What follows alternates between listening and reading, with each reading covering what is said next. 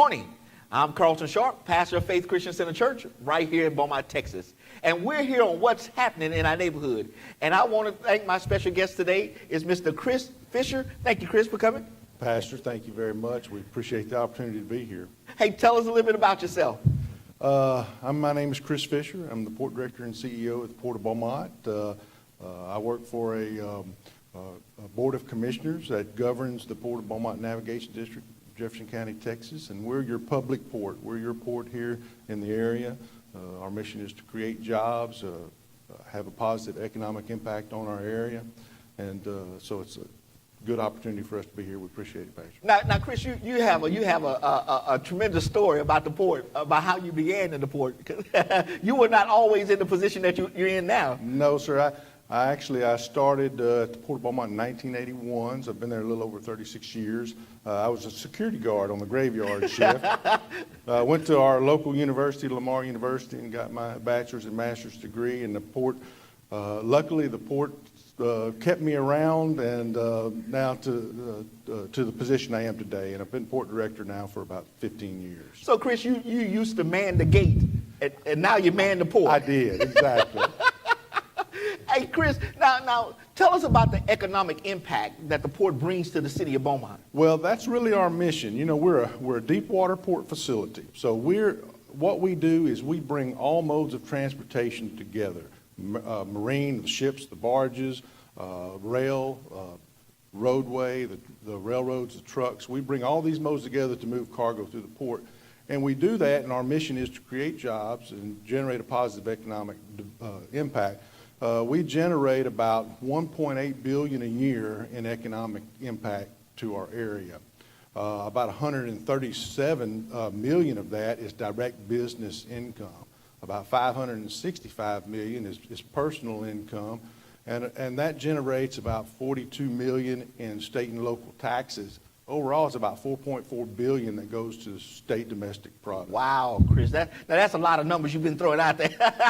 137 million just in the local economy. Yes, yes. Wow. And actually, it's 1.8 billion in the local economy. And how that translates, I know those numbers, but we do business with over 100 companies at the Port of Beaumont. We do business with national, international companies, but a lot of local companies as well. And really what it translates down to is jobs. The activities at the Port of Beaumont is responsible for about 12,608 jobs. And when we break that down, and we had a study performed about a year ago by a company called Martin & Associates that performs these studies for ports all over the nation. They're renowned for that. And so we had that study done, and so about 2,720 jobs that are direct, indirect, and induced jobs are generated by the Port of Beaumont. And those jobs rely on the port, and they would go away if the port was not there. There's another 9,888 jobs that are called related user jobs. And those jobs, it's all right. and those jobs are related to port activity. If we weren't here, they would maybe relocate to other ports. But in some way, 12,608 jobs are related to the port. Now, is that why they call the port the economic engine of our area? Exactly, and that's what we're here to do. One, we're an economic engine in ourselves, but we're also here to support other industry and promote maritime commerce in our area to create jobs. So we're the public facility on the waterway, but there's also private facilities such as ExxonMobil and many other plants and refineries on the waterway that also generates jobs. So it's a very large industrial complex. The Port of Beaumont Channel itself is 5th in the nation in tonnage. Yeah. Now, one of the things that most people will notice about the port is all the military supplies that come in and out of the port. We do that, and we are what we call a strategic port that's designated by the Maritime Administration, the U.S. Department of Transportation. So we handle military cargo. We're also the home port for the 842nd Transportation Battalion, which is part of the Department of Defense. And so we're the #1 military cargo port in the nation. Wow. So how do we get to that point, to be the #1 military port in the nation? We've handled military cargo since 1952. So we've always been pretty adept at doing that. In '95, they moved the headquarters here, And that headquarters, which is 842nd Transportation Battalion, they govern all the military cargo that moves throughout the Gulf and sometimes the Pacific Northwest as well. We have very good rail connections to all the military installations, pretty much everything west of the Mississippi. We have good roadway connections. We have deep water, and our labor force is very good at handling what they call roll-on, roll-off or break bulk type cargo, specialty cargo. So they're very good at handling military cargo. So we have a high product. Geographically, we're situated very well, but we have a high level of productivity for military customers too. So it's competitive just like anything else. So we have to be efficient for the military, and we do a good job for them, and that's what makes us number one. Wonderful. Now we also see those big, big windmill kind of arms that's sitting out on the port. Yes, that's one of our specialties as well. We call it project cargo. So wind energy is a type of project cargo, and we call it project cargo because it's usually the cargoes are part of a larger project. So a shipload of wind blades is part of a wind farm that may be constructed somewhere in Kansas or something. And we'll load all these blades and also tower sections for wind energy, or the nacelles, which are the big generators. We'll load those on a train about a mile long, and we'll ship them off halfway across the country for building a wind farm. We also, other types of project cargo are like refinery pieces for expansions of refinery. We're handling refinery pieces for ExxonMobil. We recently handled a lot of the expansion components for Sasol, which is a large plant expansion in Lake Charles. So they call that project cargo, and it's usually heavy, oversized type specialty handling cargo, and that's another thing that we're adept in handling. Now, in the future, one of the things that you want to do is to make the port a little bit deeper. So there's a project coming up, and so tell us about that. Exactly. We work with the Sabine-Neches Navigation District, which is the channel sponsor with the Federal Corps of Engineers. There is a project for deepening the waterway from 40 feet deep to 48 feet with a 2-foot overdraft, 2-foot advanced maintenance, which will bring us about to 52 feet.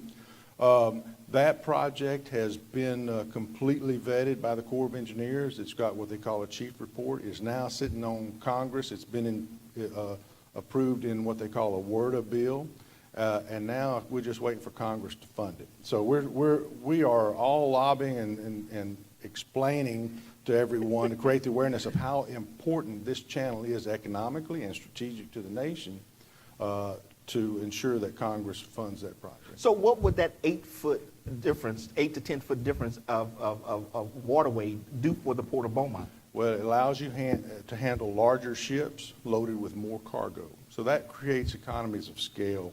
For example, if we're loading bulk cargo to China and they can handle a bigger ship that can load more cargo because they can go down to 48 feet versus 40 feet, there's a lot of economies of scale there. The new Panama Canal now is at 50 feet. So it allows us to match up with the new Panama Canal. And so whether it be Japan or any place in the Pacific Rim, but not just that, to Europe, South America, it allows us to get greater economy of scale, handle bigger ships, and I think we'll see exponential growth on our waterway once they get that project. So could that also drive us from number 5 to number 1?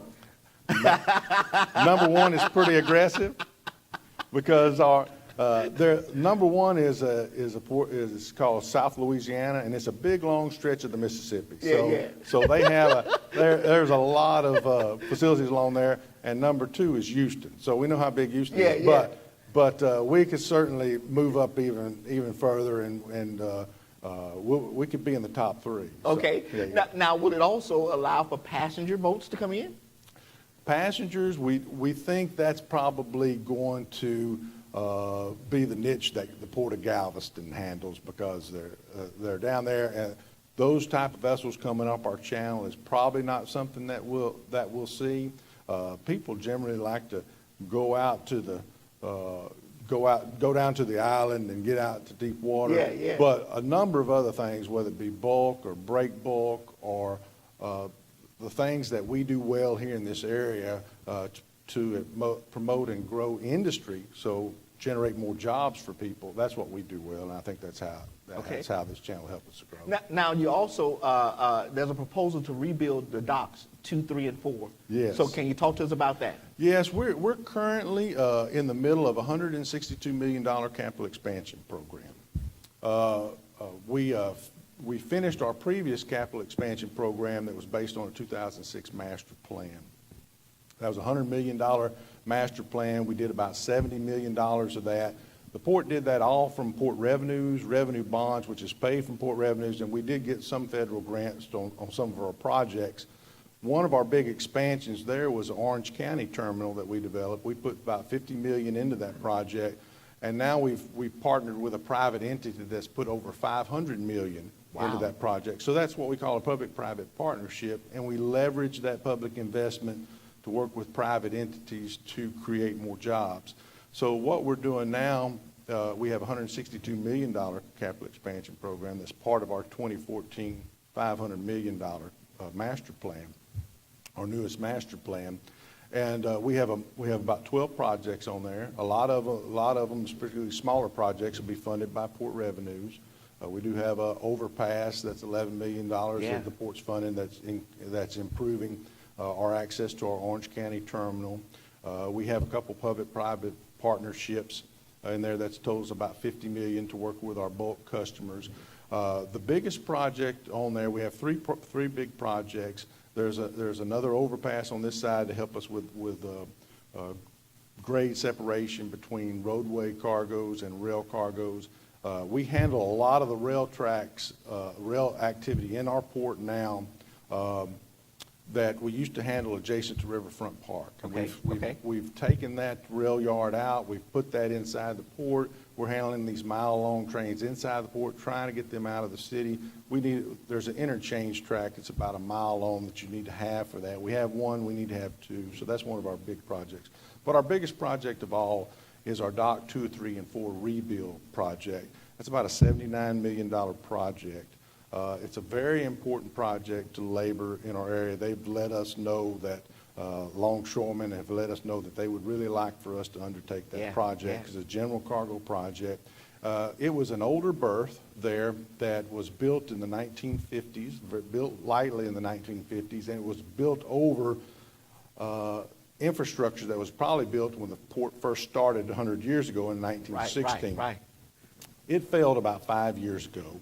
We've been looking for ways to fund that, to replace that berth. So we're going to build a nice new berth, call it Main Street 1. It's going to increase our berthing capacity by about 33%.